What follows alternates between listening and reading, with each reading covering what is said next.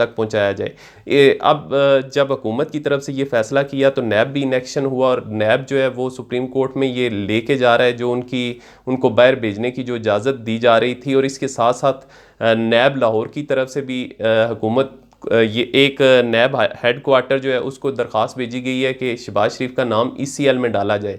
तो ये मामलात जो शहबाज शरीफ के लिए कम थे, अब आगे मज़ीद मुश्किलात बढ़ने जा रही हैं।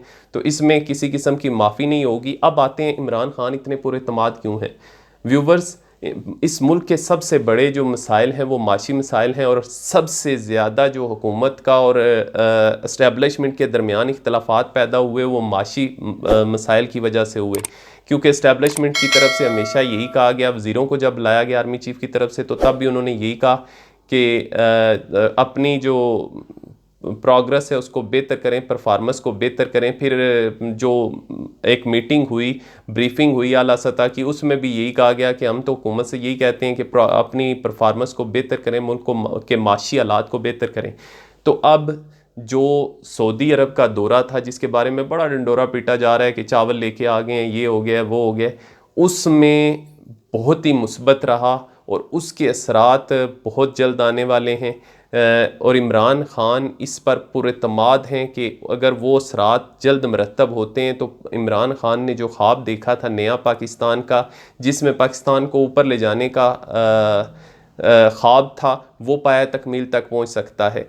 अब उसके सम्राट किस तरीके से आते हैं इसके बारे में भी मैं आगे आपको बताता हूं। जो आर्मी चीफ़ का जो दूसरा हमारा टॉपिक है उसमें बताऊंगा कि सऊदी अरब को किस तरीके से कायल किया गया और सऊदी अरब क्या करने जा रहा है पाकिस्तान के साथ। लेकिन हम आगे बढ़ते हैं, दूसरे जो मौजू है आर्मी चीफ़ की जो बहुत ज़्यादा मुतहर्रक नज़र आते हैं आजकल अगर देखें तो, वो भी सऊदी अरब के दौरे से वापस आए। वापस आने के बाद यहाँ पे बरतानवी जो फ़ौज के सरबराह हैं जनरल निकोलस, उनके साथ उनकी मुलाकात होती है। उनकी मुलाकात के बाद वो हंगामी दौरे पर काबुल चले जाते हैं। काबुल के अंदर वो अहम मुलाकातें डॉक्टर अब्दुल्ला के साथ करते हैं, अशरफ गनी के साथ करते हैं जो प्रेसिडेंट है, और फिर वापस पाकिस्तान में आते हैं। सऊदी अरब के साथ जो उनकी मुलाकातें थी बहुत अहम मानी जा रही हैं, और ये भी कहा जा रहा है कि उन्होंने पूरी ग्राउंड तैयार कर दी थी वज़ीर आज़म के दौरे से पहले। अब सऊदी अरब का जो अलामिया जारी किया गया उसमें भी ये कहा गया कि पाकिस्तान की तरफ से जो सिक्योरिटी के हवाले से सऊदी अरब की, उस हवाले से भी पाकिस्तान ने कहा है कि पाकिस्तान अपना किरदार अदा करेगा। अब व्यूवर्स, पाकिस्तान तो पहले भी मकामात मुक़द्दसा की सिक्योरिटी के फ़राइज़ सर अंजाम दे रहा है। तो ये जो अलामिया और बाज़ जो मुबसरीन हैं, बाज़ जो सियासी तजिया सऊदी अमूर को जानने वाले हैं, जो दफ़ाई तजिया कार हैं, वो उनके मुताबिक ये जो शामिल की गई स्टेटमेंट, इसका मतलब ये भी हो सकता है कि पाकिस्तान की तरफ से पूरे सऊदी अरब की सिक्योरिटी की ज़िम्मेदारी उठाई गई है। क्योंकि वैसे भी बहसीयत मुसलमान सऊदी अरब पर अगर कोई भी आंच आती है तो हम बर्दाश्त नहीं कर सकते। पाकिस्तान अगर ना भी चाहे तो उसको इन्वॉल्व होना पड़ेगा। तो पूरे सऊदी अरब की सिक्योरिटी की ज़िम्मेदारी उठाई गई। और दूसरी चीज़ ये, अब इमरान खान के पूरे तमाद होने और ये सारी चीज़ें मैं साथ इकट्ठी करने लगा हूँ।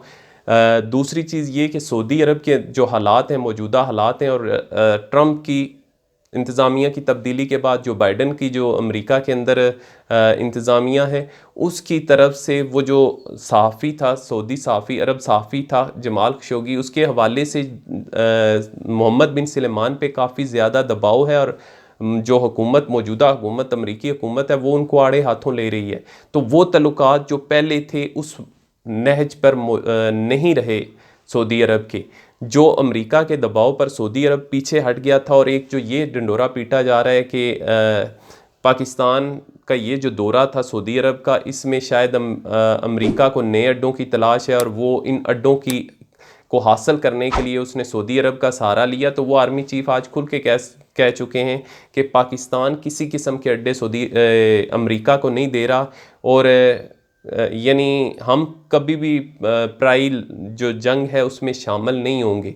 तो पाकिस्तान ये बड़ा सबक सीख चुका है 9/11 के बाद कि अब वो किसी सूरत भी फ़ौजी अड्डे नहीं देगा। और पाकिस्तान दे भी कैसे सकता है व्यूवर्स, क्योंकि पाकिस्तान चाइना को किसी सूरत भी नाराज़ नहीं कर सकता। अब सऊदी अरब के साथ जो बात हुई वो सी पैक के हवाले से ज़्यादा मंसूबे थे, और सी पैक के हवाले से पहले भी वो एक यानी वहाँ पे ऑयल रिफाइनरी का लगाना चाहता था, और उसी पे दोबारा बात हुई, और वो जितना भी रूट है सी पैक का वहाँ पे मुख्तलिफ़ किस्म की इंडस्ट्रीज़ कायम की जाएंगी सऊदी अरब के तावन से, या सऊदी अरब खुद इन्वेस्टमेंट करेगा। अब सी पैक में सऊदी अरब का इन्वेस्टमेंट करना, और सी पैक का सबसे बड़ा मुखालफ अमेरिका है। सऊदी अरब अमेरिका का करीबी अलाए है। अब सऊदी अरब अगर सी पैक में इन्वेस्टमेंट करता है तो इससे ज़ाहिर होता है कि सऊदी अरब उस ब्लॉक से निकल चुका, यानी कुछ हद तक उसने इंडिपेंडेंस शो की अमेरिका के सामने और ख़ुद से इन्वेस्टमेंट की।